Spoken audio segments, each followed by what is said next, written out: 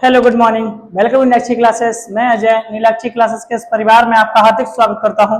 मेरे लाडलो class 12 biology के मिशन 95 प्लस में हम आपके लिए सेकंड चैप्टर को कंप्लीट करने में लगे हुए हैं, जिसमें कि मैंने 3 से 4 वीडियो आपको ऑलरेडी पहले से दे दिए हैं।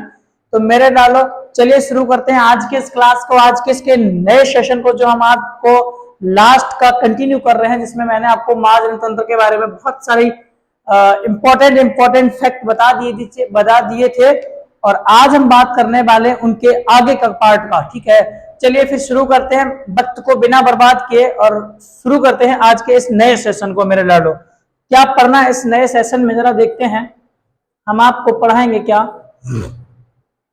ये मेरे बच्चों एक नया पार्ट जिसमें हमने आपको प्राथमिक लैंगिक अंग पहले से पढ़ा दिए थे। आज हम पढ़ने वाले हैं द्वितीयक लैंगिक अंग, यानी सेकेंडरी सेक्स ऑर्गन्स कौन से होते हैं मेरे बच्चों मादा में, उनके बारे में बात करने वाले हैं हम आपसे। चलिए फिर शुरू करते हैं।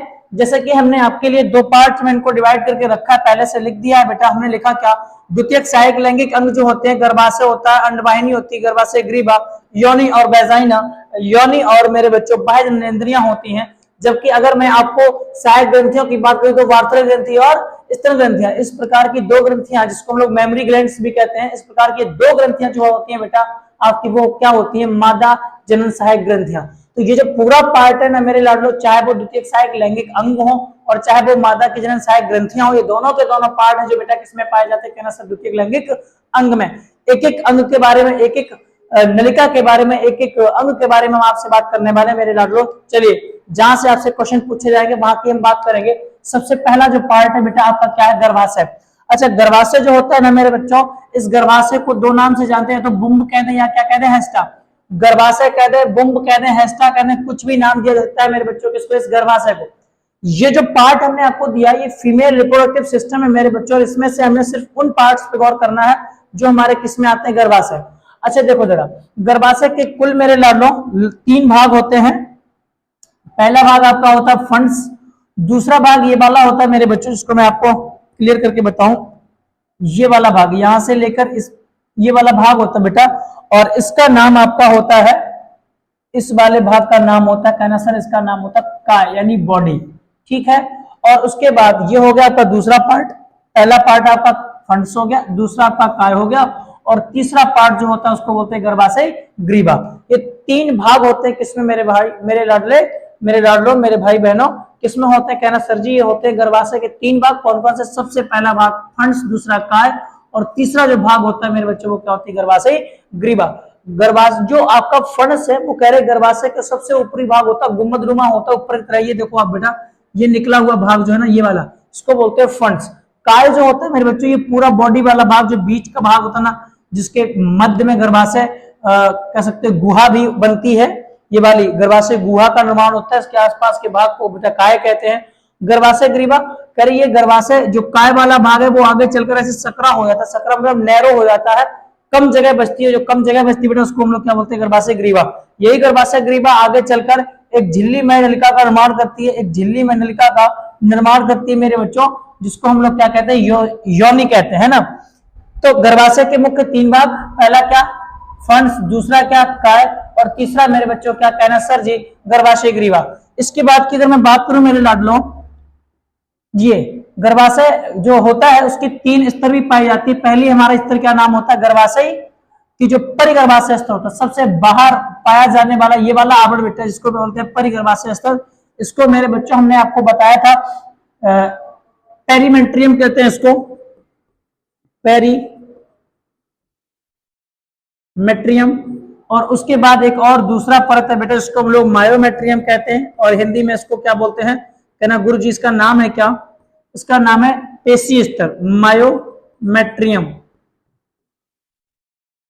और तीसरा जो भाग है बेटा, जिसको हम लोग बोलते हैं अंतःगर्भाशयी स्तर, जिसको इंग्लिश में बोलते हैं क्या, एंडोमेट्रियम, एंडोमेट्रियम। तो ये 3 परतें आपकी होती हैं किसमें, गर्भाशय में। कौन कौन सी, पेरीमेट्रियम, मायोमेट्रियम, एंडोमेट्रियम, इन 3 परतें आपकी गर्भाशय की होती हैं। गर्भाशय का नाम क्या बेटा, बुम्ब या फिर हेस्टा भी कहा जाता है। चले आगे स्क्रीनशॉट ले लो बेटा, फिर आगे चलते हैं। चलिए अगले पॉइंट्स में बात करूं बेटा, इस गर्भाशय स्थित कहां होता है, तो कह रहा सर जी ये स्थित होता है कहां, मूत्राशय के ऊपर या फिर पश्च सतह पर स्थित होता है। मूत्राशय जो भाग होता है बेटा उसके ऊपर होता है, पश्च भाग में स्थित होता है, इसको क्या बोलते हैं, कहना सर गर्भाशय। कह रहे आकार कैसा होता है, कहना सर जी उसके आकार जो होता है उल्टी नाशपाती क्या करो, जो नाशपाती होती है मेरे बच्चों जिसमें सबसे ज्यादा प्रोटीन, सबसे ज्यादा विटामिन मिनरल इत्यादि पाया, बहुत अच्छा फल माना जाता है, फलों का राजा एक तरीके से, वैसे तो आम को कहते हैं लेकिन हकीकत में नाशपाती होती है। मेरे डालो इस नाशपाती के आकार का, उल्टी नाशपाती के आकार का आपका क्या होता है, कह रहा सर जी गर्भाशय पाया जाता है। अब आप अगर मैं इसकी लंबाई चौड़ाई और ऊंचाई की बात करूं मेरे लाडलो, ये ऊंचाई तो नहीं कहेंगे बेटा, इसको कहते हैं सर जी ये मोटाई होती है, क्या होती है, मोटाई होती है। तो लंबाई कितनी होती है 8 सेंटीमीटर, जबकि चौड़ाई आपकी 5 सेंटीमीटर और ऊंचाई आपकी कितनी होती है 3 सेंटीमीटर। तो सीधी सीधी बात यह है बेटा कि जो लंबाई चौड़ाई और मोटाई है 4 से 8, 5 और 3, याद रखना बेटा, बहुत इंपॉर्टेंट है आपके लिए। इसके बाद हम बात करते हैं बेटा क्या, ये जो पॉइंट है वो गर्भाशय के लिए सीधे सीधे पॉइंट है, कहां पाया जाता है, मूत्राशय के ऊपर, उल्टी नाशपाती के आकार, आमाप क्या होती है 8, 5, 3 में। आगे बढ़ते हैं और आगे क्या लिखा गया है कि गर्भाशय के भाग कितने होते हैं, कह रहे सर जी गर्भाशय को कुल 3 भागों में डिवाइड कर सकते हैं, हमने अभी बताया था बेटा, स्टार्टिंग में ही आपको दिखाया था यहाँ पर फिगर, ये देखो यहाँ पर देखो 3 भाग है। सबसे पहला भाग फंड से, दूसरा काय और तीसरा क्या बेटा, कह रहे गर्भाशय ग्रीवा है ना। तो भैया मैंने यही बोला, सबसे पहला भाग हमने क्या लिखा फंड्स, दूसरा क्या लिखा काय और तीसरा क्या लिखा सर्विक्स यानी गर्भाशय ग्रीवा। ये फंड्स होता है बेटा, ये मैंने कहा सबसे ऊपर वाला भाग होता है गुम्बदनुमा, देखो यहाँ लिखा भी है, अरे गर्भाशय यह गर्भाशय का ऊपरी गुम्बदनुमा भाग होता है जो अंडवाहिनी के गर्भाशय में खुलने के स्तर की ओर स्थित होता है। मेरे लाडलो यहाँ पर आप देखो जरा, कह रहे सर जी यहाँ पर ही आके अंडवाहिनी खुलती है, और जहां आके अंडवाहिनी खुलती है मेरे लाडलो, यहाँ पर अंडवाहिनी खुली ये वाली, तो जहां अंडवाहिनी खुलती है उसी के ऊपर वाले भाग में यहाँ पर पाया जाता है, इसको क्या बोलते हैं फंड्स, यानी फंड्स कहते हैं बेटा, है ना। ये हो गया आपका इसका पार्ट। फिर उसके बाद क्या लिखा है बॉडी, बॉडी बोले तो काय, कह रहे गर्भाशय का मध्य भाग, मेरे लाडलो हमने बोला ना ये वाला भाग, ये पूरा भाग, ये पूरा भाग होता है ना, इस वाले भाग को क्या बोलते हैं, कह रहा सर जी काय कहते हैं बॉडी। कह रहे इसके मध्य में क्या बनती है, गर्भाशय गुहा का निर्माण होता है बेटा, ये बीच का जो खाली भाग है ना ये वाला, इसको बोलते हैं गर्भाशय गुहा, जो मध्य में बनता है। ये पूरा आपका हो गया क्या सर जी काय, और काय के मध्य में क्या होती है गर्भाशय गुहा होती है। आगे क्या लिखा, आगे लिखा था गर्भाशय ग्रीवा क्या होती है बेटा, कह रहे गर्भाशय का निचला सकरा भाग जो नैरो होता है गर्भाशय ग्रीवा कहलाती है बेटा, हमने बोला था अभी थोड़ी देर पहले। ये देखो जहां से ये काय वाला भाग खत्म होता है, फिर उसके बाद यहाँ पर आप देख सकते हैं बहुत इत्मीनान से साफ सुथरा आपको दिख रहा होगा बेटा, ये वाला भाग आप देखो,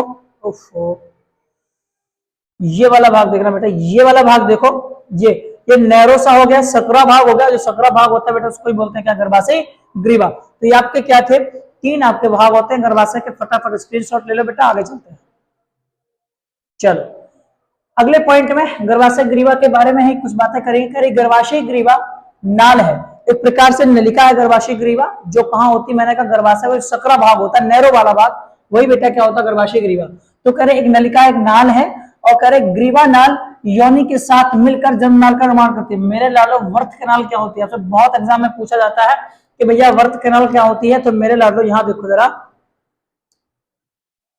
ये वाला भाग बेटा ये आपका होगी गर्भाशय ग्रीवा, ये वाली, और ये गर्भाशय ग्रीवा आगे चलकर मेरे बच्चों किसमें मिली है, कह रहा सर जी मिली है किसमें, योनि वाले भाग में, वेजाइना में मिली। तो हमने जो बोला, हमने कहा बेटा जो गर्भाशय ग्रीवा है, गर्भाशय ग्रीवा मेरे डालो, और प्लस में कहना सर जी बन गई, जुड़ गई क्या योनि, और ये दोनों मिलकर क्या बनाते हैं, कहना सर जी निर्माण करते किसका, वर्त कनाल का यानी जन्म नाल का। तो गर्भाशय ग्रीवा और योनि दोनों को मिलाओगे क्या बनेगी, जन्म नाल। और ये जन्म नाल क्या होती है बेटा, आगे चल के प्रसव में सहायता करती है। प्रसव बोले तो पार्टुरेशन यानी जिसमें बच्चा की पैदावार होती है, जब बच्चा माँ के कोख से बाहर निकलता है। तो कह रहा क्या कि जन्म नाल जो है ना प्रसव के दौरान बच्चे को बाहर आने में सहायक होती है। मैंने बोला ना सिंपल सी बात बेटा। कह रहे सर जी क्या क्या बोल रहे सर जी, कह रहे सर ग्रीवा जो होती है ना गर्भाशय ग्रीवा, जो तीसरा भाग है किसका, गर्भाशय का, वो जब योनि के साथ मिलता है तो क्या बनाता है, कहना सर जी वो जन्मनाल का निर्माण करता है। और ये जन्मनाल का काम क्या होता है, कहना सर जी जब वो प्रसव होता है, जब बेबी बाहर आता है माता के गर्भ से, जब पैदावारी होती है एक बच्चे की मेरे बच्चों, तो उस टाइम पे क्या होता है, कह रहा कि ये जो जन्म कनाल है, ये जो बर्थ कनाल यानी जन्म नाल है बेटा, वो क्या करती है, हेल्प करती है बच्चे को बाहर लाने में। सिंपल सी बात। अगले पॉइंट में हमने आपको थोड़ी देर पहले ही बताया था बेटा कि गर्भाशय में कुल कितनी भित्तियां होती हैं, तो आप देख के बताएंगे मेरे लाडलो कितनी भित्तियां होती हैं। देखो सर जी यहाँ पर बताई मैंने भाई, पहली क्या होती है परिगर्भाशय स्तर, दूसरी पेशीय स्तर, तीसरी को बोलते हैं अंतर्गर्भाशय स्तर। सबसे बाहर वाली इसको जिसको मेरे बच्चों में परिगर्भाशय स्तर बोलते हैं उसको क्या बोलते हैं पेरीमेट्रियम, और दूसरी जो पेशीय स्तर होती है उसको क्या बोलते हैं मायोमेट्रियम, और तीसरी जो परत होती है उसको क्या बोलते हैं बेटा एंडोमेट्रियम। कुल मिला के 3 परतें होती हैं और ये तीनों की तीनों परतें हमने आपके लिए यहाँ लिख रखी है बेटा। सबसे बाहर पाई जाने वाली जो परत होती है मेरे बच्चों उसको हम लोग क्या बोलते हैं, कहना सर जी ये आपकी होती है परिगर्भाशय। परि मतलब चारों ओर गर्भाशय के पाई जाने वाली सबसे बाहरी परत है मेरे बच्चों, और ये क्या करेगी इस गर्भाशय को सुरक्षा प्रदान भी करेगी। जाहिर सी बात है सबसे बाहर है तो हेल्प सुरक्षा करने का भी काम करती है। दूसरी जो परत है बेटा इसको बोलते हैं पेशीय स्तर मायोमेट्रियम, और ये पेशियों से निर्मित होती है जिसको मध्य परत भी कहते हैं। और अगली जो परत है बेटा आपको क्या बोला है अंतःगर्भाशय स्तर यानी एंडोमेट्रियम, जो सबसे बाहर पाई जाती है। ये मेरे बच्चों किसकी निर्मित होती है, किससे, ये कहना सर जी संयोजी ऊतक से निर्मित होती है। तो मेरे लाडलो यहां तक की बात हमने आपसे कर दी थी, इसका आप स्क्रीनशॉट ले लो, फिर हम चलते हैं अगले वाले टॉपिक पे। चलिए अब हम पढ़ने वाले इन तीनों परतों के बारे में मेरे बच्चों। सबसे पहली परत देखो हमने क्या लिखी है, कहना सर परिगर्भाशय स्तर, जिसको हम लोग क्या बोलते हैं, कहना सर जी इसको बोलते हैं पेरीमेट्रियम। ये पेरीमेट्रियम क्या होती है, कह रहे सर गर्भाशय के सबसे बाहर पाई जाने वाली परत एक झिल्ली में परत होती है, पतली सी होती है बेटा, एक झिल्ली में परत होती है। और हमने क्या बोला, हमने कहा ये सुरक्षा का भी काम करती है। अगली जो परत लिखी है इसका नाम क्या है बेटा मध्य परत, जिसको हिंदी में क्या बोलते हैं पेशीय स्तर, सॉरी हिंदी ही पेशीय स्तर है बेटा, लेकिन इसको इंग्लिश में क्या बोलते हैं, कहना सर जी इसको बोलते हैं मायोमेट्रियम। मध्य में पाई जाती मायो मध्य, मायो और मध्य बेटा एक साथ शब्द जोड़ देना। मायोमेट्रियम होती है दूसरी परत, पेरी मतलब बाहर की ओर, पेरीमेट्रियम हो गई। ये जो मध्य परत है बेटा लिखा ये मध्य परत होती है, ये परत चिकनी पेशी से निर्मित होती है मेरे बच्चों, ये पेशियों से निर्मित होती है। और जब प्रसव अवस्था होती है यानी जब बच्चा माँ के गर्भ से बाहर आता है, यानी वो उसका जब जन्म होता है, तो उस दौरान क्या होता है इन पेशियों में संकुचन उत्पन्न होता है। संकुचन का मतलब मैं ऐसे बता सकता हूं मेरे बच्चों, जैसे ये मान लेते हैं ये है आपका गर्भाशय है, ये गर्भाशय, यहां पर मेरे बच्चों सबसे बाहर की परत, फिर यहाँ पर 2 परतें ऐसी मोटी सी एक परत और पाई जाती है, ये हो गई आपकी सबसे बाहर परत। फिर उसके बाद एक मोटी परत होती है बेटा इस प्रकार से, और इसके बाद एक और परत होती है, दूसरी जो परत होती है इसको हम लोग क्या बोलते हैं मायोमेट्रियम। ये मेरे लाडलो किसकी बनी होती है, कहना सर जी परत बनी होती है किसकी, किसकी बनी होती है, कहना सर जी बनी होती है किसकी, पेशियों की। फिर जब प्रसव अवस्था होती है तो मेरे बच्चों ये जो पेशियां होती हैं, ये जो पेशियां हैं मेरे लाडलो ये वाली, ये पेशियां ऐसे अंदर की ओर खिंचती हैं, इधर भी पाई जाती है, इधर भी ये अंदर की ओर जैसे खिंचती है मेरे बच्चों चारों तरफ से, तो क्या होता है संकुचन होता है। संकुचन का मतलब सिकुड़ती हैं, इकट्ठी होती हैं, और जब ये सिकुड़ेंगी मेरे बच्चों तो क्या कहा, अच्छा एक बात बताओ, जब ये दबेंगी सिकुड़ेंगी तो सिकुड़ने से ये गर्भाशय जो हो मेरे बच्चों वो जगह उसमें कम बचेगी, और कम बचेगी तो यहाँ पर जो स्थित है भ्रूण मेरे बच्चों इस रास्ते से बाहर निकलने या कह सकते प्रेशर बनेगा, इससे वो बच्चा क्या होगा ऑटोमेटिक बाहर निकलेगा। तो सीधी सीधी बात यह है मेरे बच्चों क्या करे, मध्य परत में क्या संकुचन से गर्भाशय संकुचन उत्पन्न होता है जो प्रसव में क्या होता है सहायक होता है। सिंपल सी बात बेटा, ये जो आपकी तीनों तरफ जो दिख रही परत है ना बेटा, जिसको हम लोग क्या बोलते हैं पेशीय स्तर मायोमेट्रियम, ये किसकी बनी है, कह रहा सर ये पेशियों से निर्मित है। इसमें क्या होता है, कह रहे सर संकुचन होगा, संकुचन होगा तो क्या होगा, कह रहे सर गर्भाशय में संकुचन होगा, गर्भाशय संकुचन का मतलब सिकुड़ेगा, सिकुड़ेगा तो मेरे बच्चों प्रेशर लगेगा इस बच्चे पे, भ्रूण पर, और भ्रूण जो है मेरे बच्चों क्या वर्त करेगा यानी जन्म नाल से मादा के गर्भ से बाहर आ जाएगा। सिंपल सी बात हम आपको बताई। अगला पॉइंट हमने क्या लिखा, हमने लिखा ये है बच्चों क्या आपकी अंतःगर्भाशय स्तर, सबसे अंदर वाली परत, जिसको हम लोग बोलते हैं क्या बच्चों एंडोमेट्रियम, जिसको एफएसएच बनाए रखता है मेरे बच्चों। ये एफएसएच जो है ना वो क्या करता है, इसको बनाए रखता है, फॉलिकल स्टिमुलेटिंग हार्मोन जो होता है इसको बनाकर रखता है कंटिन्यू वे में। और इसका काम क्या होता है, कह रहे सर गर्भाशय भित्ति जो होती है ना सबसे आंतरिक परत, ये जो गर्भाशय स्तर है बेटा जो कहा है अंतःगर्भाशय स्तर, अंतःगर्भाशय परत सबसे अंदर वाली परत है। आगे क्या लिखा, यहीं पर मेरे बच्चों क्या होता है ब्लास्टुला, मैंने बोला था ना बच्चों वो 32 कोश की है।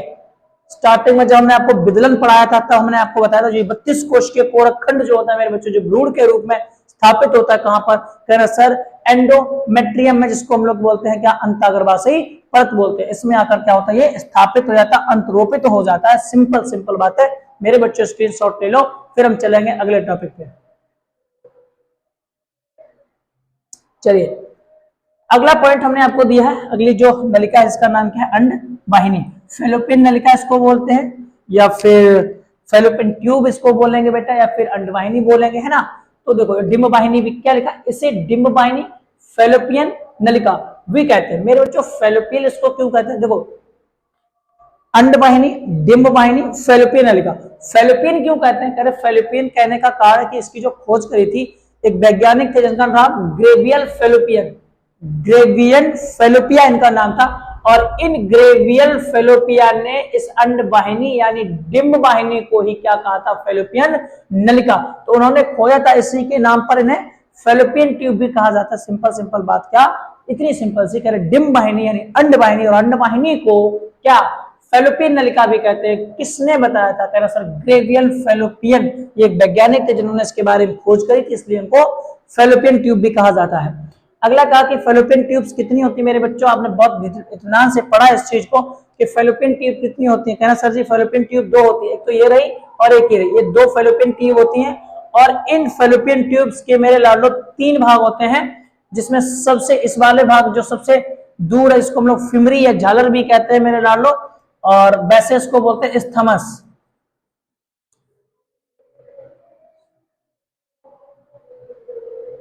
इसको मेरे बच्चों बोलते हैं क्या, स्थमस। और ये वाला भाग जो होता है इसको मेरे बच्चों हम लोग बोलते हैं एम्पुला, एम्पुला। अभी हम आपको समझा देंगे, एम्पुला तुम्बिका भी कहते हैं। और ये वाला मेरे बच्चों संकीर्ण पथ है, संकीर्ण पथ, जिसको इनफंडिबुलम भी कहते हैं। तो इनफंडिबुलम, एम्पुला यानी तुम्बिका मेरे बच्चों, और स्थमस, ये तीन भाग होते हैं किसके, इस अंडवाहिनी के। और अंडवाहिनी के मेरे भाई तीन भाग होते हैं, यहाँ देखो मेरे बच्चों। और इसके और क्या काम है, तो ये इसके नाम बता दिए हमने। अंडवाहिनी में कितनी होती है, दो होती है। माप क्या होती है मेरे बच्चों, कह रहे सर जी 10 सेंटीमीटर से लेकर 12 सेंटीमीटर तक होती है मेरे बच्चों। यहाँ से स्टार्ट करते हैं इसको और यहाँ तक अगर गिनते हैं तो ये पूरी जो माप होती है वो कितनी होती है, कह रहे सर 10 से 12 सेंटीमीटर होती है। अब 10 से 12 सेंटीमीटर की नलिका जिसके तीन भाग है मेरे लाडलो, इसका काम क्या होगा, कहां से कहां तक है मेरे बच्चों। देखो यहाँ गर्भाशय से स्टार्ट होती है और इस अंडाशय तक फैली रहती है। ये देखो ये पूरा भाग, ये वाला पूरा भाग मेरे बच्चों क्या कहना सर जी, यही है अंडवाहिनी। तो भैया कहाँ बोला, कह रहे सर जी अंडाशय से लेकर कहां तक, गर्भाशय। देखो यहाँ गर्भाशय और यहाँ अंडाशय, तो इस अंडाशय गर्भाशय के बीच में पूरी फैली रहती है मेरे बच्चों। इस नलिका का नाम क्या होता है, अंडवाहिनी। अंडवाहिनी के कुल कितने भाग होते हैं बेटा, तो कह रहे सर तीन भाग होते हैं। सबसे पहला कीपक जिसको इनफंडिबुलम कहते हैं, ओके। और दूसरा मेरे बच्चों एम्पुला, और तीसरा मेरे बच्चों क्या होता है, स्थमस मेरे लाडो। माफी चाहता हूं मैं, माफी क्यों चाहता हूं, यहाँ पर मैंने आपको थोड़ी सी मिस्टेक कर दी मेरे लाडो। यहाँ पर ये जो भाग है, जो नैरो वाला भाग है बेटा, यहाँ पर देखो ये जो स्थमस जो होता है वो कौन सा वाला है, संकीर्ण पथ। जो सबसे ऊपर है वो हमारा क्या कहलाता है, संकीर्ण पथ है मेरे बच्चों। यानी अगर मैं यहाँ बात करूं मेरे बच्चों, तो ये वाला जो है ना, ये इसको हम लोग क्या बोलेंगे, कहना सर जी इसको बोलेंगे स्थमस।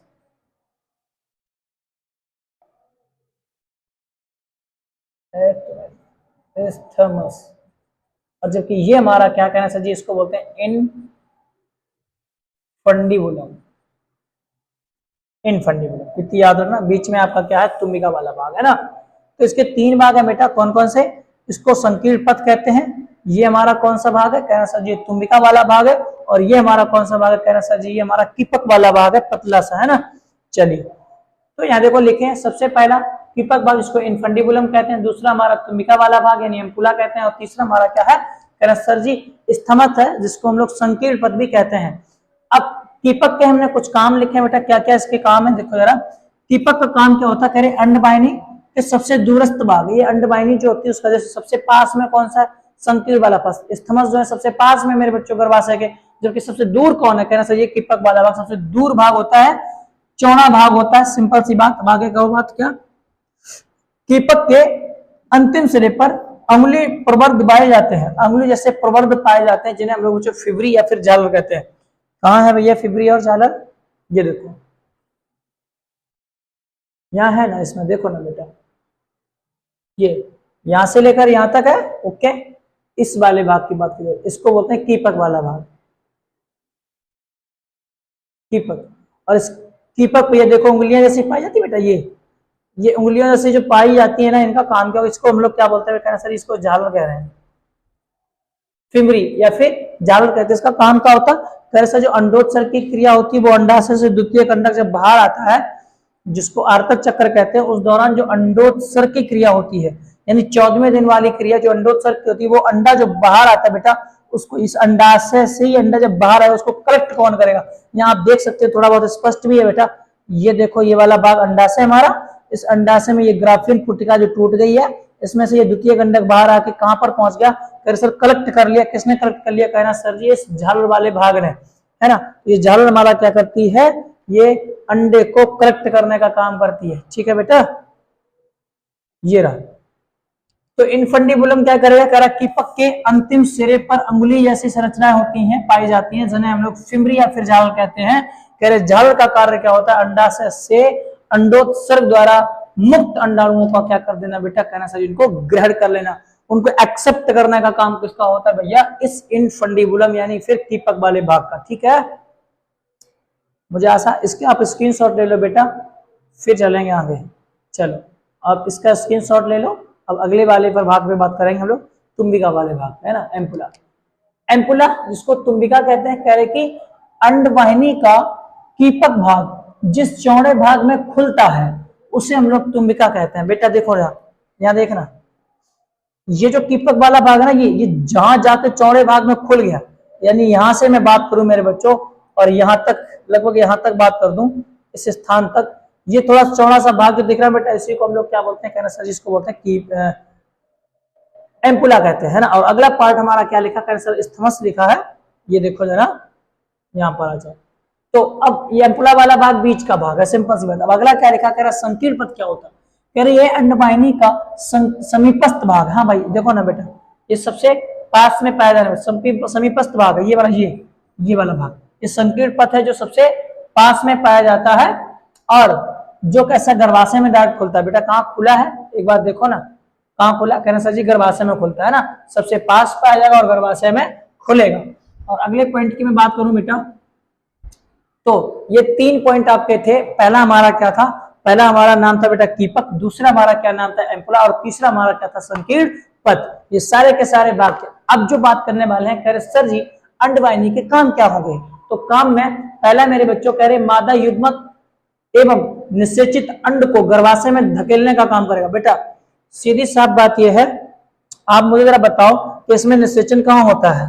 कहना सर जी यहाँ निषेचन अगर की बात करी जाए तो इसमें निषेचन इस स्थान पे होगा, यहाँ पर, है ना, यहाँ पर होगा मेरे भाई। ये एम्पुला वाला भाग है, तुम्बिका एम्पुला वाला भाग, यहाँ पर निषेचन हुआ। फिर इस निषेचन वाले यानी निषेचित अंड जो उधर से निषेचित अंड जो यहाँ से मिले थे, शुक्राणु आके दोनों यहाँ मिल गए थे, निषेचन से क्या बन गया था? कहना गुरुजी यहाँ बना था युग्मनज, और इस युग्मनज को धकेल कर यहाँ तक पहुंचाने, इस गर्भाशय में पहुंचाने का काम भी मेरे बच्चों किसका होता है? सर जी अंडवाहिनी का ही काम है। तो भैया ढकेलेगा अंडवाहिनी में ही, अंडवाहिनी धकेल कर पहुंचा देगी गर्भाशय में। आगे क्या लिखा? अंडवाहिनी में निषेचन यानी युग्मक संलयन की क्रिया भी होती है। भाई निषेचन कहाँ होता है? कहना सर जी ये अंडवाहिनी में होता है। और बेसिकली आपकी एनसीईआरटी जो लास्ट ईयर की एनसीईआरटी है मेरे बच्चों, वो आपसे ये कहती है कि जहां पर एम्पुला, एम्पुला कौन सा भाग बेटा? एम्पुला, और एक और एम्पुला और संकीर्ण पथ, संकीर्ण पथ यानी स्थमस और एम्पुला, ये दोनों जहां मिलते हैं उस संधि स्थल पर ही कहता है क्या होता है? निषेचन होता है। उस संधि स्थल पर क्या होता है? निषेचन। लेकिन आज की एनसीईआरटी में बेटा थोड़ा सा चेंजमेंट है, और उन्होंने सीधा सीधा कहा भैया ये एम्पुला वाला जो भाग होता है क्षेत्र में, एम्पुला अच्छे जिसको हम लोग तुम्बिका वाला भाग भी कहते हैं, तुम्बिका कहते हैं बेटा, इस तुम्बिका वाले भाग में ही क्या होता है? सर जी निषेचन होता है। जबकि पहले की एनसीईआरटी में क्या लिखा था? उसमें लिखा था बेटा कि एम्पुला और संकीर्ण पथ दोनों जहां मिलते हैं उस संधि स्थल पर ही क्या होता है? निषेचन। यानी दोनों जिस जगह पर मिलेंगे बेटा, दोनों जिस जगह, मान लो यहाँ अगर मिल रहे हैं इस जगह पर, तो निषेचन यहाँ होगा। लेकिन अब की एनसीईआरटी ये कहती है ना ऐसा कुछ भी नहीं है। अरे यहाँ से स्टार्ट करो, फिमरी जहाँ खत्म, जो आपकी कीपक भाग जहाँ खत्म होता है और स्तमस जहाँ होता है, इसके बीच में पूरा भाग जो होता है वो किसका होता है? एम्पुला का। और इस एम्पुला वाले भाग में कहीं पर भी निषेचन हो जाता है। चलो इसके स्क्रीनशॉट ले लो बेटा, एक सेकंड इसका, फिर आगे बढ़ो। यहाँ तक का स्क्रीनशॉट आप पहले कर चुके हैं, ये वाला स्क्रीनशॉट ले लो। चलो अब अगला पॉइंट आपको क्या बता रहा, लास्ट पॉइंट हमने इसमें दिया है। अगला कह रहे योनि होती वेजाइना, कह रहे गर्भाशय ग्रीवा आगे चलकर एक झिल्ली में नलिका का निर्माण करती है जिसे योनि कहते हैं। बेटा ये देखो,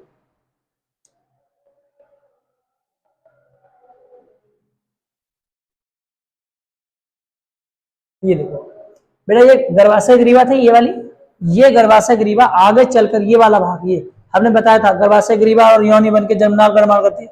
बच्चों आगे चलकर ये क्या करती है, एक झिल्ली में नलिका का निर्माण करती है। इसमें मेरे बच्चों ऐसे देखो संरचनाएं पाई जा रही हैं, सल की स्तर जो आपकी कोशिकाएं होती हैं उनसे उनकी ये बनी है अंदर की ओर। तो कह रहे भैया ये क्या होती है, योनि होती है जो कहां पर, कह रहे गर्भाशय ग्रीवा जो होती है ना बेटा, उस गर्भाशय ग्रीवा आगे चलकर किसका निर्माण कर देती है, सर योनि का निर्माण करती है, जो झिल्ली में होती है ना, लिखा ना गर्भाशय ग्रीवा आगे चलकर क्या करती है, आगे चलकर निर्माण झिल्ली में नलिका का निर्माण करती है, जिससे हम लोग क्या कहते हैं, योनि कहते हैं। अब आगे क्या लिखा है, योनि जो होता है वो मादा का क्या है, मैथुन अंग होता है। जैसे नर में शिशन होता है बेटा, ऐसे योनि कौन सा होता है, मैथुन अंग है। किसका, कहना सर जी ये योनि जो मैथुन अंग है वो मादा का है। और आगे पॉइंट हमने क्या लिखा कि योनि की भित्ति जो है वो स्तरित सल की उपकला, मैंने अभी बोला बेटा वो जो भित्ति है ना वो जो ऐसे दिख रही ना, उसमें ऐसे जो संरचना दिख रही है बेटा, ये वाली संरचना, ये वाली संरचना आपकी क्या कहलाती है, कहना सर जी स्तरित सल की उपकला से आश्रित होती है, मतलब बनी होती है ये उससे ही है ना बेटा। आगे पॉइंट में हमने क्या लिखा, यह मादा का पेशीय एवं लचीला मैथुन अंग होता है। ये आपका जो मादा होती है ना बेटा, उस मादा का पेशियों से निर्मित होता है और ये कैसा होता है, लचीला मैथुन अंग होता है। आगे पॉइंट क्या लिखा, कह रहे इसकी जो लंबाई होती है बेटा वो कितनी होती है, 6 से 8 सेंटीमीटर। कह रहे योनि में मेरे बच्चों कोई भी ग्रंथि नहीं पाई जाती, नो ग्लैंड्स है ना, नो ग्लैंड्स बेटा। मादा जनन तंत्र का वह भाग जहां पर कोई ग्रंथि नहीं पाई जाती उसको क्या कहते हैं सर जी, योनि। आगे पॉइंट क्या लिखा, योनि का जो पीएच मान होता है बेटा वो क्या होता है, 3 से 4 होता है। क्यों, अम्लीय होता है, जो इसके माध्यम को पूरे को अम्लीय बना देता है। फिर इसके दीवारों में जो योनि की दीवारें होती है इसमें ग्लाइकोजन का संग्रहण होता है, यही ग्लाइकोजन अतः इसे लैक्टोबैसिलस मेरे बच्चों जो दूध से दही बनता है, उस दही में जो जीवाणु पाए जाते हैं मेरे बच्चों, वही जीवाणु इस लैक्टोजन जो कि योनि की दीवारों पर पाया जाता है, लैक्टोजन का संग्रह, लैक्टोजन स्टोर होता है, उस लैक्टोजन को मेरे बच्चों कौन, लैक्टोबैसिलस जीवाणु द्वारा अपघटित कर क्या करता है, लैक्टिक अम्ल में उत्पन्न कर देता है।